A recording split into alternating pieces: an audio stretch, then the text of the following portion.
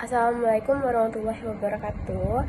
Selamat siang, perkenalkan nama saya Bella Puspitasari dari kelompok 1. Di video kali ini saya ingin mempresentasikan materi tentang sengketa bisnis waralaba. Video ini dibuat untuk memenuhi tugas mata kuliah hukum bisnis, dan melalui video ini semoga kalian dapat memahami materi.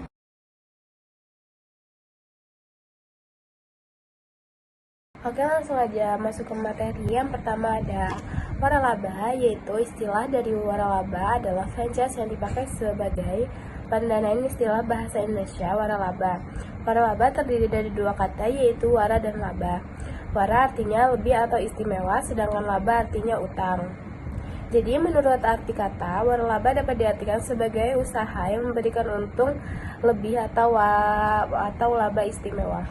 Selanjutnya ada kasus yang kita ambil, yaitu kasus dari Nainist Food. Jadi kesimpulan di deskripsi ini yaitu Nainist Food yang dipromosikan sebagai usaha franchise secara hukum tidak memenuhi ketentuan waralaba karena tidak memiliki STPW atau surat tanda pendaftaran waralaba dan tidak sesuai dengan persyaratan dalam Permendek nomor 71 tahun 2019.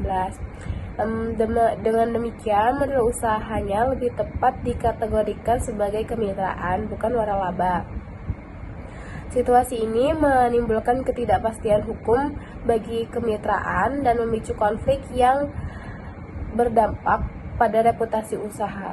Kasus ini menegaskan pentingnya kepatuhan terhadap peraturan, kejelasan status hukum usaha, serta etika dalam berbisnis agar tercipta hubungan kerjasama yang adil dan berkelanjutan.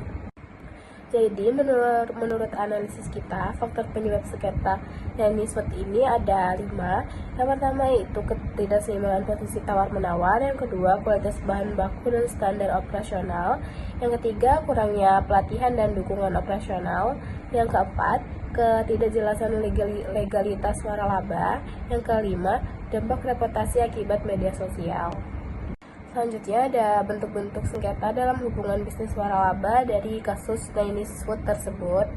Yang pertama yaitu sengketa kualitas dan penggandaan bahan baku, yaitu mitra menilai franchisor tidak memenuhi kewajiban memasak bahan baku yang layak dan sesuai standar, sehingga dapat dikualifikasikan sebagai one prestasi dalam perjanjian kerjasama.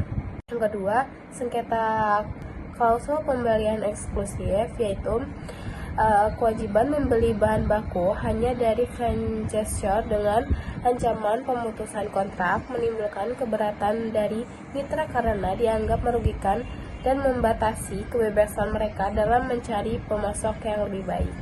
Yang ketiga, sengketa terkait dukungan dan hak-hak mitra, yaitu mitra mempersonalkan hak-hak yang tidak dipenuhi seperti pelatihan, bimbingan, dan respon terhadap keluhan.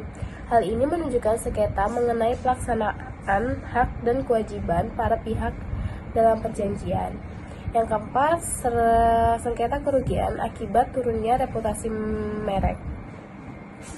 Jadi, tindakan pemilik Nainist Food di media sosial dinilai merusak citra usaha dan berdampak langsung pada penurunan omset mitra, sehingga dapat menimbulkan tuntutan ganti rugi atas dasar pembuatan melawan hukum.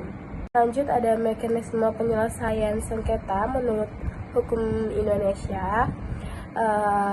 Ada jalur legalitas yaitu pengadilan.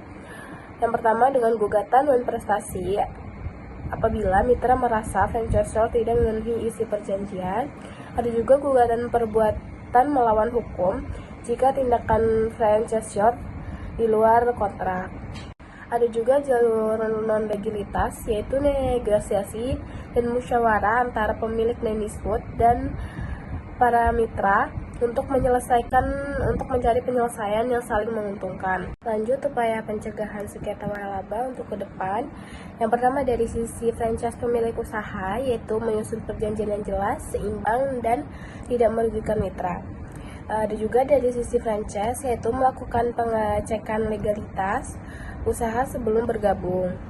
Begitupun dari sisi pemerintah, yaitu meningkatkan pengawasan terhadap usaha yang mengklaim diri sebagai franchise namun belum memenuhi ketentuan peraturan. Jadi kesimpulan dari presentasi saya tersebut yaitu kasus Chinese Food menunjukkan bahwa kerjasama bisnis yang tidak memenuhi syarat hukum waralaba dapat menimbulkan sengketa antara pemilik dan mitra. Permasalahan muncul karena ketidakseimbangan hak dan kewajiban, lemahnya dukungan operasional, serta ketidakjelasan legalitas. Penyelesaian ini dapat ditempuh melalui negosiasi, mediasi, atau pengadilan. Mungkin itu saja penjelasan dari saya. Kurang lebihnya saya minta maaf. Wassalamualaikum warahmatullahi wabarakatuh.